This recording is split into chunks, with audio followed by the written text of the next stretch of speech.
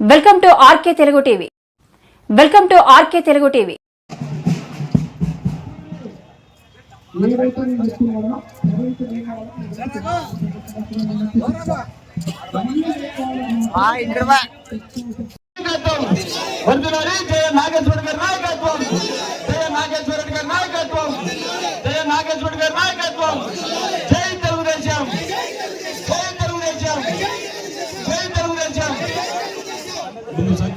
तो गजमाल ఏర్పాటు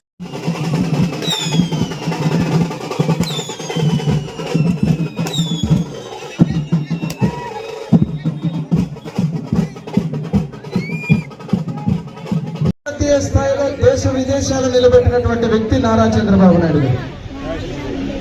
ఈరోజు ఈ రాష్ట్రంలో కూటమి ప్రభుత్వాన్ని అధికారంలో తీసుకొని వచ్చి ప్రతి ఒక్క బడుగు బలహీన వర్గాలు ఎస్సీ ఎస్టీ మైనారిటీలందరికీ కూడా ఒక బలమైనటువంటి సంక్షేమ అభివృద్ధిని కొనసాగించాలని చెప్పి ముందుకు పోతున్న తరుణంలో ఇదే ఎమ్మెగనూరు గడ్డ మీద కీర్తిశేషులు నా తండ్రి బివి మోహన్ రెడ్డి గారు మరణించిన తర్వాత వారు లేని రోజున కూడా ప్రతి ఒక్కరూ ఎమ్మెగనూరు నియోజకవర్గం అంటే నా తండ్రి బివి మోహన్ రెడ్డి గారి యొక్క గుండెకాయ అనే విధంగా అనుబంధం ఉంది.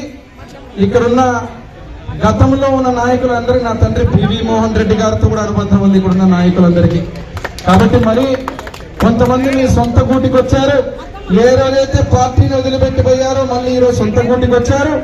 ఇంకా కొంతమంది నవ యువకులుగా ఈ రోజు జరుగుతున్న రాజకీయ పరిణామాలు చూసి వైసీపీ పార్టీతో జరిగేదంటూ ఒరిగేదంటూ ఏమీ లేదని చెప్పి ఈ రాష్ట్రంలో 30 ఏళ్ళు రానున్న 30 ఏళ్ళు మళ్ళా తిరుగులేని విధంగా తెలుగుదేశం పార్టీ అదేవిధంగా కూటమి ప్రభుత్వం ముందుకు పోయే విధంగా మేము సహకరిస్తామని చెప్పి వచ్చిన మీ అందరికీ మరొక్కసారి పేరు పేరున ధన్యవాదాలు తెలియజేస్తూ ఇక్కడ ఉన్నటువంటి నాగేశ్వర రెడ్డి గారికి అన్నైనా తమ్ముడైనా పెదనాయనైనా చిన్నాయనైనా బావైనా మరిదైనా అక్కైనా చెల్లైనా తల్లైనా ఎవరైనా కానీ ఎమ్మెగనూరు నియోజకవర్గం వ్యక్తులే తప్ప వేరే వ్యక్తులు లేరు.